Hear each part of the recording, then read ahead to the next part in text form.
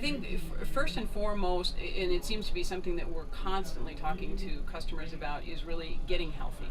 You know, you have this application, you've made this tremendous investment, it's time to protect the investment, and it's time to understand what you're protecting. So this is your investment. This investment, assuming this investment was based off of all of those business objectives that you had in mind, that you were able to articulate that into this application, now is the time to protect it. Now is the time to get healthy, stay healthy, have a maintenance strategy, and really prepare for that. You know, it's always a question of money and budgeting and planning out that roadmap, and the roadmap shouldn't be about new applications necessarily. It should be more about maintaining applications while we're still looking. And in maintaining, I think there's always the thought that you're positioning yourself to take on new applications, to really position yourself for new technologies, because we don't know what tomorrow's going to be. Yeah, having that flexibility. Absolutely flexibility.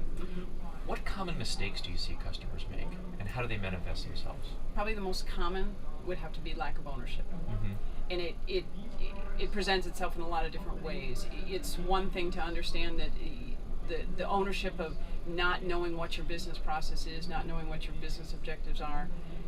Even if you were to look at letting someone else manage your application, you still want to have some level of ownership in that. You want to provide some oversight. You want to make sure that there's at least some sense of auditing. I think when you lose sight of what's happening day to day, then sometimes you find yourself in a situation where you say things like, I don't know why it's not working the way I had hoped. It doesn't seem to be what I had planned for. And a lot of it comes back to just a true lack of ownership. True lack of ownership.